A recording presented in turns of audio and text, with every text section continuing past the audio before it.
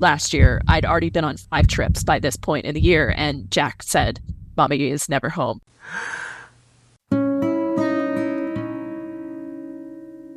When we do the things we love, when we spend time on the things that inspire us, it can be hard to say no, to say that's enough, without feeling like we are losing a bit of ourselves. But when we do take that leap, when other priorities and inspiration call for our attention, loss is not always what we feel on the other side of no. It is possible that worlds of opportunity can open up for ourselves and for those around us.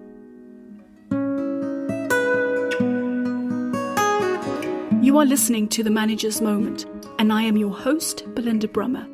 In this podcast, we seek to see the person in every situation. My guest today is Brandi Yates from Tampa, Florida in the United States. Currently, I'm the Associate Vice President of Learning and Development at Ultimate Medical Academy, which is an allied healthcare education company based out of Tampa. UMA educates students with a lot of the behind-the-scenes healthcare roles, so different roles that focus on pharmacy tech, the medical billers and coders. And we also have ground campuses in Florida, and also recently acquired a new school called American Institute that's based out of the Northeast. Managers are people too, and finding a way through the complexity of building a career, doing what we thrive on, and creating spaces in which others flourish can require and generate moments of resolve. In this episode, Brandi shares one of her moments of resolve and what came of it. But first, a bit about Brandi's professional journey. I've been in learning and development training pretty much my whole entire career. So I started out on the phones at a school, and then moved into like coaching and mentoring other team members. And then I got an official training job. And from there have been in the world of L&D, always in an education setting. What set you up for that, to get into L&D? Because it seems such a strange thing to be so specific about. Yeah, so I did not go to school for L&D. That's not what I studied in college or even grad school. But it was something that kind of came organically. My actual first job out of college was in finance. I'm not a finance person at all. It was not fun for me in many aspects, but I wound up helping give the 401k presentations to different audiences and clients that we had, and that was my favorite part of the role. So when I was looking for future opportunities, I didn't look specifically for like training per se, but I was looking at, I really liked this part. What else might I be able to do in this area? And I went to a small health sciences college that was an on-ground, like traditional type of campus. And I helped students get set up for their clinicals and externships. And I had to like give orientations for what to do and what not to do when you're in the operating room or when you're in the labor and delivery unit with your different preceptors. So that was unofficially training role. And then I worked at a online school, and I was an advisor working directly with students. And they would ask me to like come in to new hire and talk to the new hires and tell them about my experience and like serve as a mentor. And I did a lot of shadowing. And I got asked to apply for a training role when it came up. It's actually funny when I think about it. I was a part of a like leadership development program within the organization. And one of our tasks that we had to complete was like a cumulative project of what have you learned through this experience, present it back to the leadership team. And I did that presentation, and I really enjoyed it. And one of the VPs asked me to come meet with him afterward and said, "Hey, we're opening up a new site. Will you go and train them?" And I was like, "What? I don't feel prepared at all to do such a thing."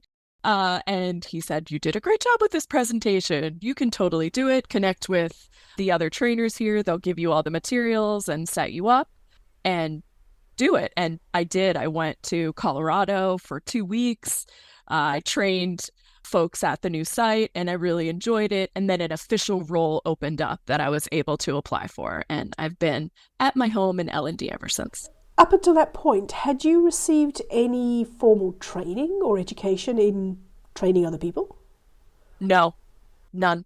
So the foundation to your L&D career is literally going out there and learning how to train people. Yes. By doing it. Yes, I've gotten a lot of education since then in adult learning and instructional design and all those types of elements of the field. So I've honed my craft, but at the onset, it was just learn by doing, learn by watching others, those types of things. And so at what point then do you move into management? So at that organization, we were growing rapidly. So we started setting up training teams at multiple sites in different states across the US. And I started to mentor other trainers from other sites. So there was about 3 different people in disparate locations, and I would work with them on how to get their new hires set up. Like, here's the materials, give them feedback on different elements. And that was like my first unofficial foray into leadership. And then I went to a new organization and was the only training team member and got to build my career from there. So I started with 1 team member that then moved to 3 team members that then moved to 5, 7, and up from there. You were doing all of that mentorship, etc., before this whole notion of remote working was a thing? I was on site working, but remote mentoring. So like I was in Florida, some folks were in Colorado, other folks were in Arizona. So it was the very early days of WebEx. And we would have WebEx team meetings where we would share slides, talk about how they were going to facilitate the class. It was always kind of a funny dichotomy because our students were always online, but the training we did was always in person, which was very different from like corporate headquarters. Corporate headquarters had a training team that trained all of the ground campuses. So all of their training was remote. So the organization started doing remote training before it was a big thing with the pandemic and everyone had to switch to remote training. And so in a mentoring capacity, you're doing this remotely, even so managing. Like we know managers really struggle with managing in a hybrid environment, in this new environment, and yet you are doing this already a decade or so ago? Yes, probably 15 years. So again, learning by doing. Yes. No training, no training. What is this saying about your profession? You have developed into this profession. Yes. By doing. How does that affect how you... As trainers, as training professionals ourselves, we know that that's how people actually learn. So formal education and understanding, adult learning, understanding how people intake information is critical to any L&D role. But I think it really just goes to show and prove that we can't keep it all theoretical with people. People have to actually get their hands dirty and do it and mess up and learn from their mistakes and be able to fail forward and get feedback on those things so they just don't internalize bad habits forever. The learning process that you've just described, or environment you as trainer or L&D person is creating, where somebody can fail forward, I think you said it is, and learn from that and be coached through that. That all sounds like management to me. So what is the difference between management and learning? So maybe this is the time to ask you, what does management then mean to you? I don't see a ton of difference between management and learning. I think as a learning professional, we are teaching people how to use a system at like brass tacks, but we're also teaching people how to communicate. We're teaching people how to synthesize information, lots of communication type things. And I really see leadership and management as guidance and support. I see it as pushing your team members outside of their comfort zone, not in a negative way or not to like hang them out to dry, but sometimes as leaders, our role is to see something in others that they don't see in themselves and try to bring that out of them. How did you develop into the manager that you are then? What was your learning journey? I was a part of that leadership future leaders program where I got foundational training on management skills, on communication, on building a strategy, on interviewing team members. That was prior to having an official reporting relationship with direct reports. So that was definitely a component of it. And I think I've had multiple mentors throughout my tenure. I feel like I have multiple mentors today, officially, unofficially. So I think that was a really good foundation, because prior to participating in that program, I was like, I don't know if management sounds like a lot of trouble. There's a lot of personalities. There's a lot of those elements of things to manage that wasn't my career goal initially starting out. I was really into wanting to be a trainer, an individual contributor, honing my craft. And I think that getting a team member, I really enjoyed the mentorship experience that we talked about earlier with the folks at the other sites. And I got to kind of baby step my way into it. Like first I had one person and then I had two people. So I had one person to work with and I had great peers and mentors. So throughout, I had a leader who said, you need to build a team. Like this is too much for one person to do. And that I was grateful for that. And here are a couple of folks that we don't have to hire new team members in. We can kind of transition people over. So I was able to work with someone who had an interest in doing this, but they weren't a formal L&D specialist. And during that time, we figured out some people were really meant for the L&D role and others weren't. I think one of the big kind of ahas was being a good presenter doesn't equate to being a good trainer. They're two very different skills. Sometimes you're a wonderful speaker and you're a wonderful presenter, but that's very one-way communication. Those team members weren't always the greatest at shutting up and engaging others and making it more of a dialogue. It took us a little bit of time to identify folks that excelled at the role and liked it. I think there's also a lot of just misunderstanding of what being a trainer is. Folks see it as, well, you're in the classroom and you get to have all this fun and do fun activities, because nobody sees all the behind the scenes stuff of all the IT setup and all the tickets that have to be entered and designing and the detail work that's involved. So I think it was a lot of learning experience there. And most people hate role play, but I really valued that as a new leader, having a team member. I shared an office with a team member and I would say, okay, I have to have this conversation. I've never had this conversation before. Will you talk it out with me? So I felt more confident and comfortable in having challenging performance-based conversations with team members, telling some of my team members, this work isn't up to par. Here's where we need to change it. Here's where we need to update it. These are things that you shouldn't say to a group full of new hires. You're shutting the room down by saying, no, that was a wrong answer. And I did a lot of sharing with them, things that I messed up on. My first practice teaching, someone gave an outlandish answer and I responded to them in the most sarcastic. I was like, oh no. And no one asked a question the entire rest of the class. And my observer was like, you can never, ever do that again. Did you see what happened to the room? Did you see how no one asked any questions because they felt embarrassed? And I was just teaching a couple weeks ago a group of managers and associate managers about doing trainings for their teams and how I epically failed in that situation, and that learn from my mistakes. Don't do that to your team. So I think too, having an understanding with your team members that you're not a perfect person as a manager, you're a person too. You've made mistakes. You don't expect them to be perfect. We can take these challenges that we have and things that we overcome and learn and grow from them. Just because you're a good presenter doesn't make you a good trainer. Just because you're a good trainer without feedback from an observer doesn't make you a trainer who is getting better and improving, right? Yeah.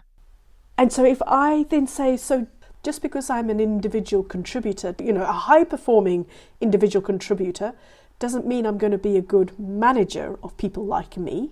100%. And so then the question becomes, when you become the manager, who is giving you the feedback that your observer typically gives you? So how did you hone your craft? Where did you get feedback from?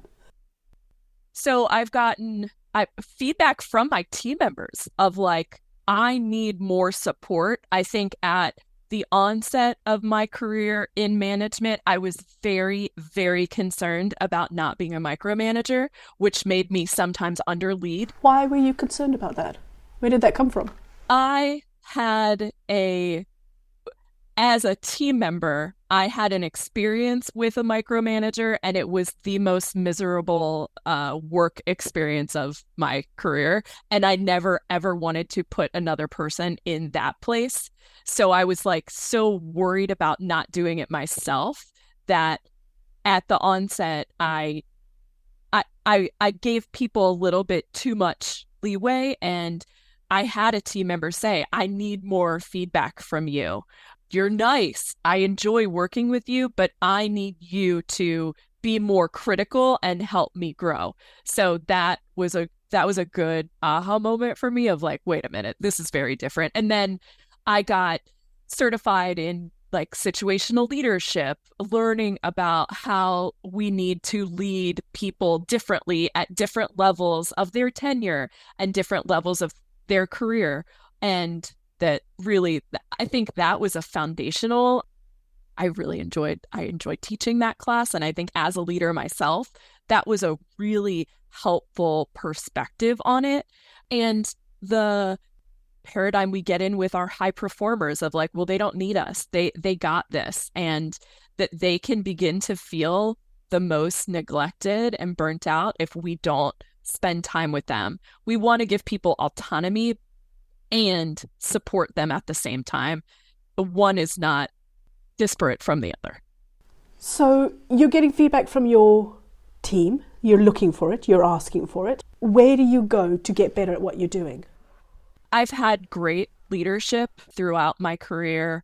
My last 3 or 4 leaders were all women. And that was kind of the first time in my career that had happened. And I think that they really helped to support and push me and help me to see where things could go, not just where they were today. Why do you point out that they were female leaders? I think that I had a challenge when I first had my son. I was the employee that like, I never missed work. I was dependable. If you needed me at 8:00 at night or on Saturday morning, like I was your girl, Belinda. And when I first had Jack and he went to daycare, he got sick all the time. And I had to leave work early and I had to not come into work because I couldn't take him. And I had like, I'm going to get fired. I'm going to lose my job. I'm not going to be able to do this. I'm not the employee that I was before. A peer of mine today who was on my team at the time was like, calm down, Brandi. This happens to everyone. The whole like daycare, germs, like no one thinks that you're making up stuff. You have made this up in your head that this is an issue. It isn't really.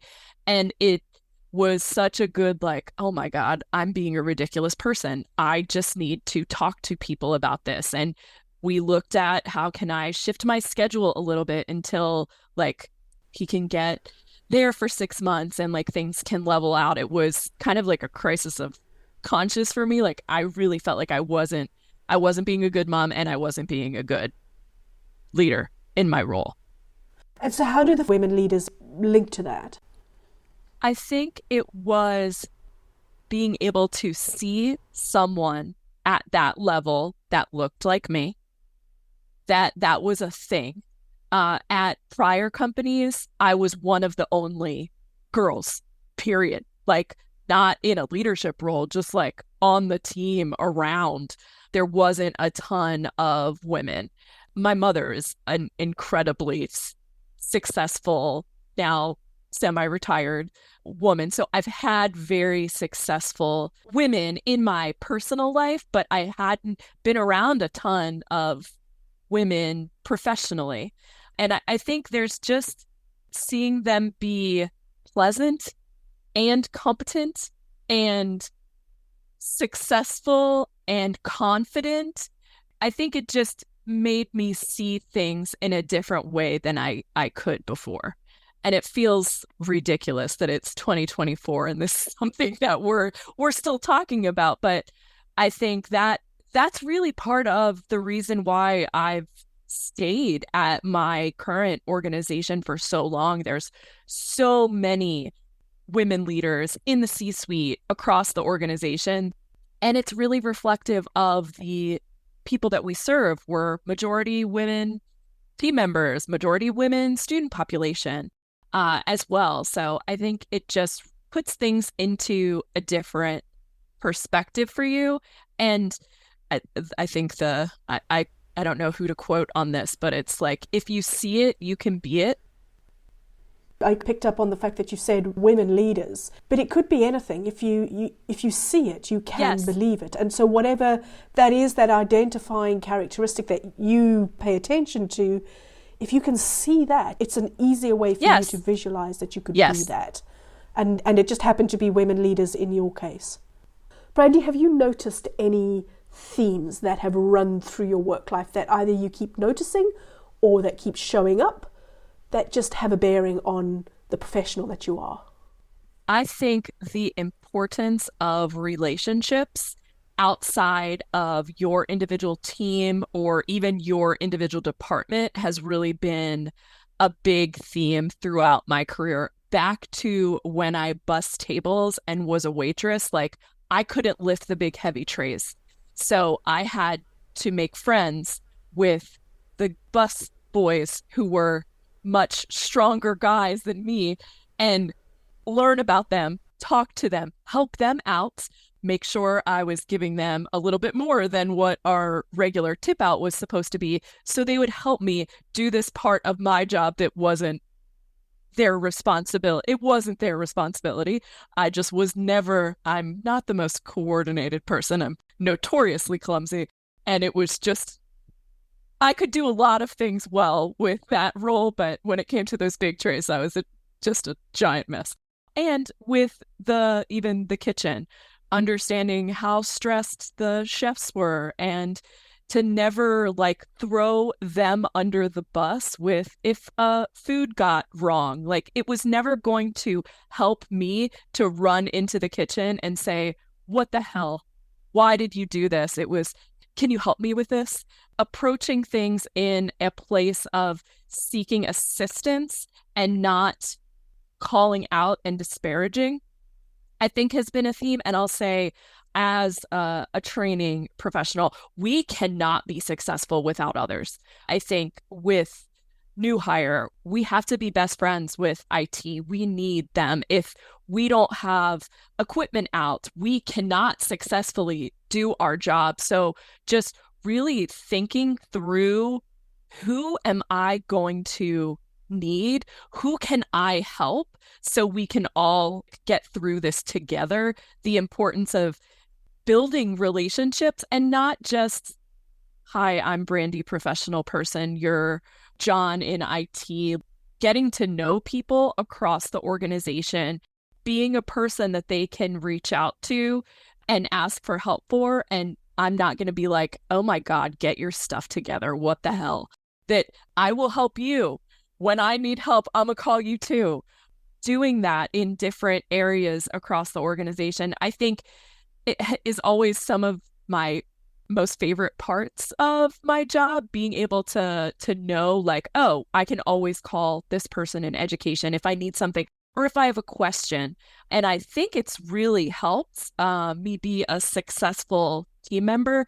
I know I'm not where I am today because of me and me alone. Like that's total crap. I would never be where I am without the people that have helped me in my career, my colleagues that have made me look good with technology, with building different things for me, with talking about me in places that I'm not in. So I think I really value relationships, and I think that is a very large part of my success. When I can't be there for myself, you be there for me. Yes. Have you seen that play out in the latter stages of your career so far, or the more recent years? And how does that, because you're in a position of influence now. Yes. Right? That can be seen to be intimidating for people to lean on you, or for you to maybe feel like it's a power play when you do that with others. How do you navigate that? So this morning we worked with the multimedia team at our organization, made a video for us, and we talked to them about wanting to visualize something and not knowing exactly what we wanted, and they made it in the video better than I could have ever instructed them to do. I would have never come up with what they did. So the first thing I do when I see that is I'm sending a note to them saying, oh my God, this was fantastic. Thank you so, so much. I'm sending that to their leader, and I'm sending it to their leader's leader saying, hey, just wanted you to know they killed it on this project. This was fantastic. I think that a lot of times we get stuck in this loop of criticizing everything and not lifting up what is going well. So I definitely make a point to say, this new team member that we have in IT security, this has been the best relationship I've ever had with someone in this role prior. Just wanted you to know that, CIO. I make sure to do that for others because I know that has happened for me in the past. And I don't put on airs ever. I have an 8-year-old who pops into my calls sometimes, and I let everyone say hi to Jack. Yesterday in a meeting, I spilled water all over myself in the middle of a call, and I was, sorry guys, this is just, sorry. I think that being authentic takes some of that away, and not acting like you're perfect and everything is perfect, that we're struggling with different things, that we have a lot of projects going on right now and people are stressed. I think when someone, regardless of if you're a VP and they're a frontline team member, you can make some level of connection with them. If you can, at the end of the day, just see each other as two people, then you'll be able to progress, and that level of intimidation decreases. I'm the least intimidating person alive, I feel like. Something that you spoke about in terms of your definition of management, I'd asked you, so at this point, what does management mean to you? And you had spoken about guidance and support. You said something about, and it was a lovely way you said it, and you said the manager's job is to see something in others they don't see in themselves and help bring that out. I think about that in terms of myself first. That's kind of how I got where I was, is a leader saw me do a presentation really well and then put me in to do training at a different site. And it's the first time I've ever done that, but it's not something I would have ever been this is something I would really want to do, or it's something that got pulled out of me. So I think some examples of that are, I've had leaders that have worked with me before who were very not excited about presenting, or really kind of why don't you cover this in the big meeting, and not to put them in situations that they weren't prepared for, but just making sure that letting them know, we'll rehearse this, you're ready for this, you got it. Sometimes that can be a really intimidating type of a situation. I'm a manager for a team in a department and you want me to present at a meeting with leaders from across the organization, that freaks me out. I don't feel comfortable doing that. So let's we're going to practice. I'm going to make sure you understand your audience and kind of the types of questions different people will ask you, and I'll be there to support you. But I don't want to say this. Like, this is going to be better coming from you, and this is a good opportunity for you to be able to present. And I often find it's our team members who are more kind of quiet, kind of naturally introverted, who have the most valuable things to say. They don't talk just to hear the sound of their own voice, but when they do, it's like, whoa, I need to hear more from you. So what can I do as a leader, as your support, to be able to kind of pull more out of you so others can see what I see one-on-one? So that has me asking two questions, right? The first is, how do you do that? So somebody who is naturally reticent, naturally holds back, how do you pull that out of them then? So you've seen the spark. Do you have an example of maybe when you saw that in somebody? A team member who used to be on my team, who now I've gotten back on my team, she's very introverted, but my goodness, incredibly smart, very insightful, and she does fantastic if you prep her. Like, I know I'm never going to say, hey, in the middle of a meeting, can you add this or give us this additional context? She's not comfortable with that. But if I, the day before the meeting, say, hey, we're going to cover this topic, I would really love for you to add your thoughts around this element, and she can have time to kind of prepare and get ready for it. So the other thing, when we started talking about this, a lot of the people that I have spoken to on the podcast make account for the fact that you need to pay attention to the quiet person in the room, making space for them, drawing them out, etc. Maybe somebody who isn't that quiet person, who is maybe a little bit more extroverted and more freewheeling, who listens to this podcast, might feel actually a little bit discriminated against, because people tend not to pay attention to them as managers in these conversations. And so my question to you then, Brandi, is, in the same way, that person who loves to, or is very eager to step onto the stage, but sometimes that doesn't help them manage their profile or their contribution well enough, how are you finding that you actually help those people in that environment? So I definitely think that if all meetings were just people typing in the chat and typing on a whiteboard, would be like a very uncomfortable, weird space to be. So I think we need a balance. And I think what we're talking about is like, how can we have team members participate effectively, but not be like that person that we all know who's like, oh, are they talking again? Really? Again? So that, I think, that's one-on-one conversations with your team members, talking to them about making valuable contributions.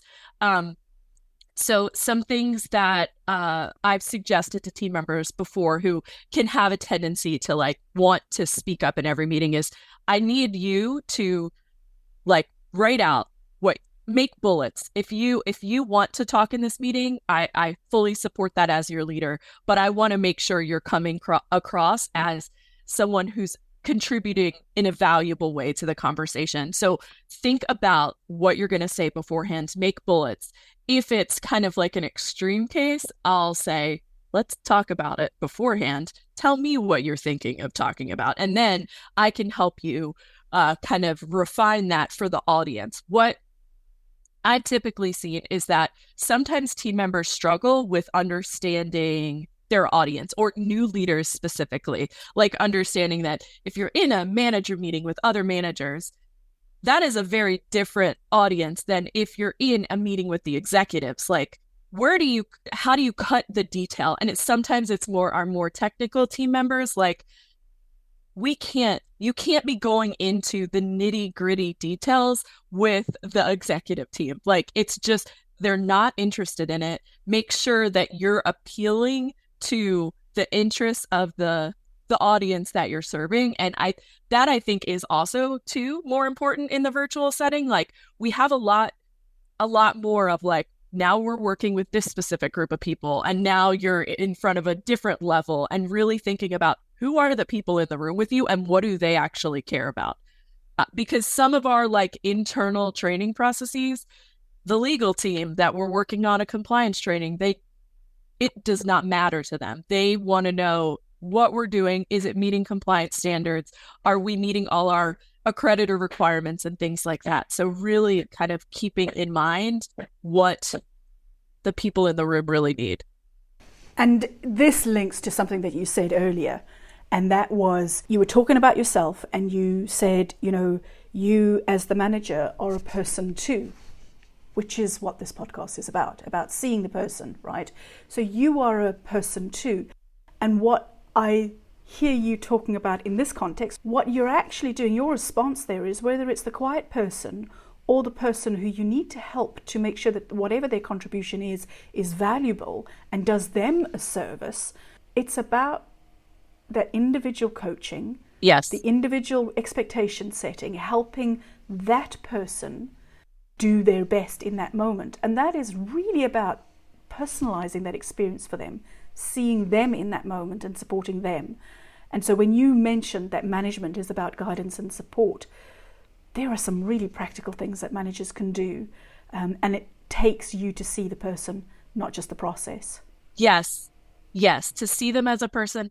And I think too, making a safe space for them to ask you for help when they need it. Like, I'm never going to say, oh my gosh, I can't believe you want to talk to me before this meeting tomorrow. Like, that's what we're here for, to be able to support and like role play something out. If it's your first time having a corrective action conversation with someone, we can talk it out 3 or 4 times before you do it. Like, you want to make sure that your team members don't feel like you're going to judge them or look down upon them for asking for help.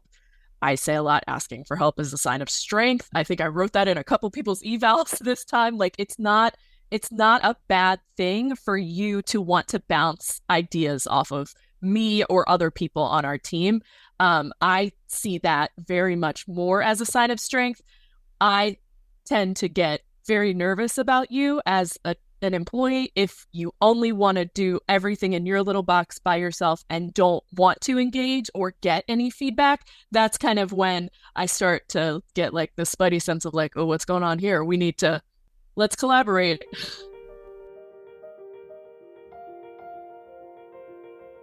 Did you know that 59% of 13 to 34-year-olds listen to podcasts on a monthly basis?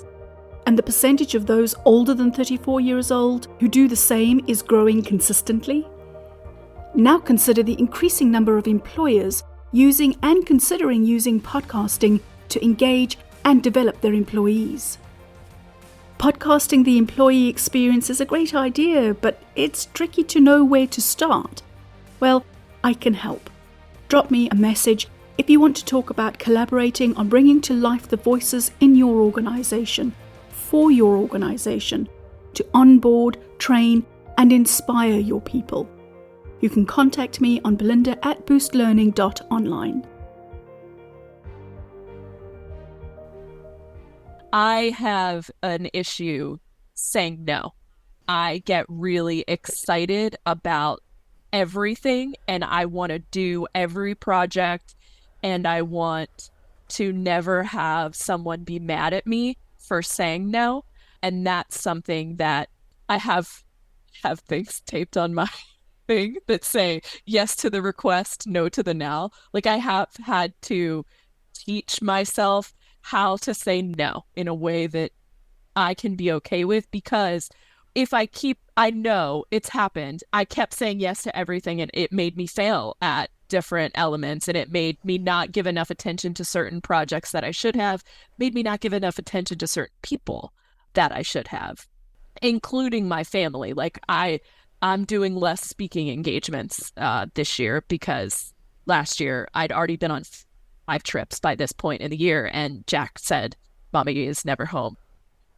That was heartbreaking to me. It was kind of the first year that I started getting a lot of requests to speak, and I'm thinking, well, I can't say no to anything. I need to just do everything I can, or no one's ever going to want me to do anything. And I had a lot of conferences and we had a lot of in-person stuff. And I think I had been to Las Vegas for 4 things before April in the year. I was traveling a lot, and it's not typical for me. It was new and out of the norm. And I think it really made me go, oh crap, I need to think about this in a different way. And I do. It's something I'm working on, but I think I've definitely gotten a little bit better, at least this year, in saying no. I have a real struggle with, like, if somebody asks me to do something, or I want to do it, I want to help. And what it made me kind of really evaluate is like looking at all of the things that I was doing, if it was a conference or if it was a speaking thing or if it was an in-person event. I don't have to do all of these things. Let's really like look at them and look at Jack's schedule. Like, I'm not going to miss the holiday volunteer party, and I'm going to chaperone the field trip. So I like looked at what are all of the Jack things I know I want to do and I don't want to miss. And then how can I look at these work opportunities in a different way and be like really selective and do the things I really want to do and not do all of them, but give my team members a chance to participate in things that maybe they haven't before. So I had team members at SHRM.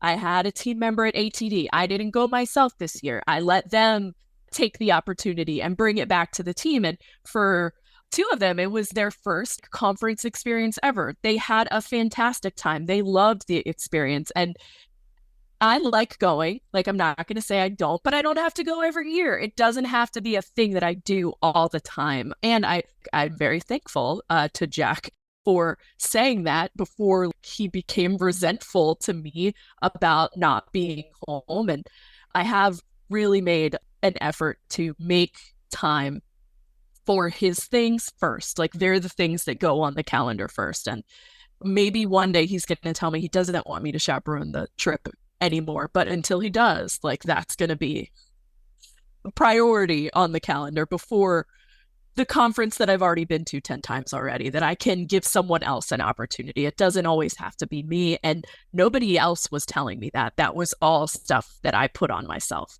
No one was mad. My leaders weren't like, what do you mean you're not going and you're sending your team member instead? They were like, oh, that's great.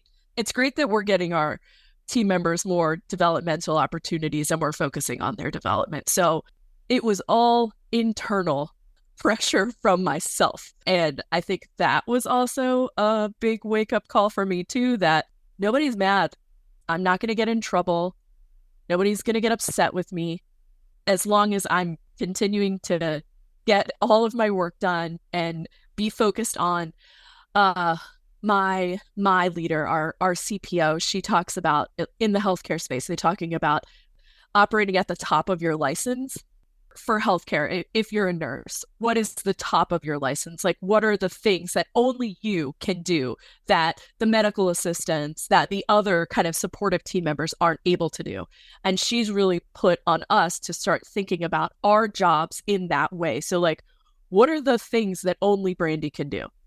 Those are the things that you should always be doing. And other things we can look at our team members for. And of course, sometimes you got to jump in, and when it's crazy busy, I'm going to be doing training on the new phone system and those things. But really, that's how we should look at prioritizing our work and the work of our team members to keep everyone as much in the top of their license as we can. And I think that's been a really good perspective shift of just how to look at the work and events and opportunities and prioritize them differently than I had before. You've turned this into a leadership opportunity, is actually what it sounds like.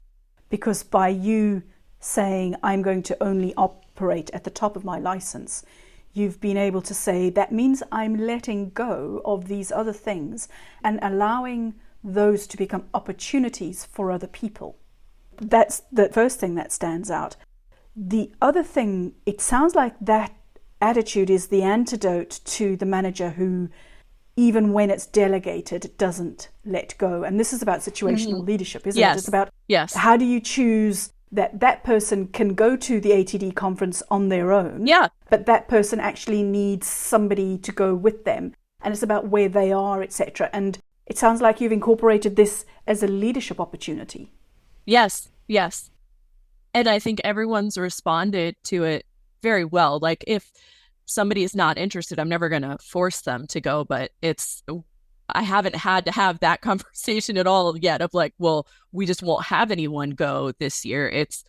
I always want my team members to have a development opportunity, like whether it's like a certification class or project management, something that can help them continue to grow and push forward.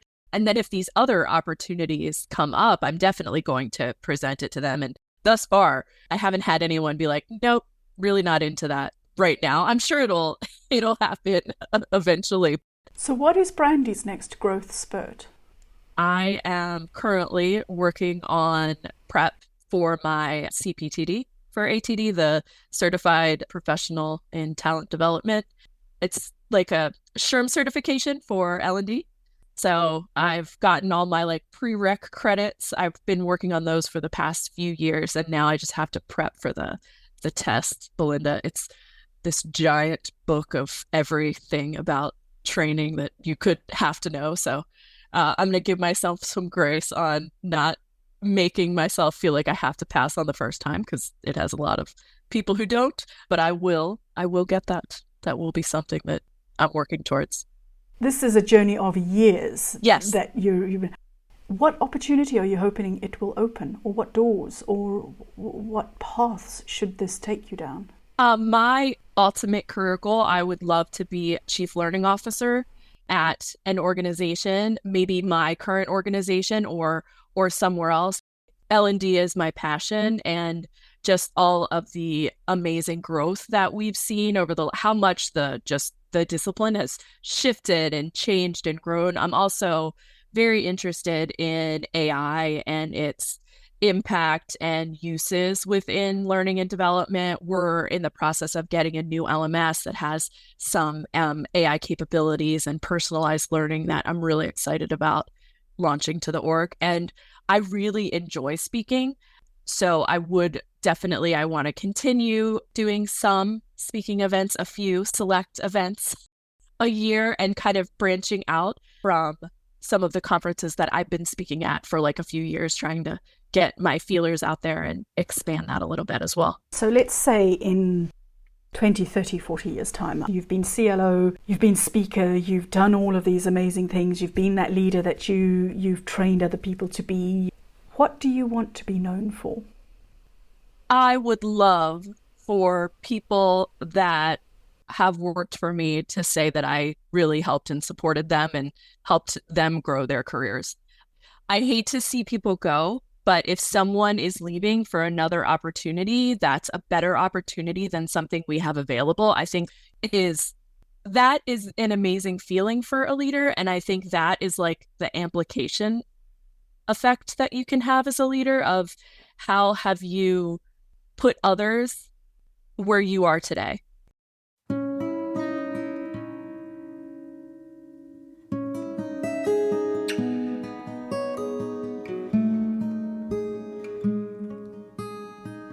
We've come to the end of another episode of The Manager's Moment. Thank you for listening. If you've enjoyed it, there are 3 things you could do. Let your friends and colleagues know about it. Follow the show and be a part of the conversation and make connections by joining the Manager's Moment Club on LinkedIn.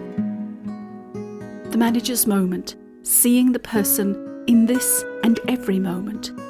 Oh, and a shout out to Boost Learning, where management development is done differently. To find out more, go to www.boostlearning.online.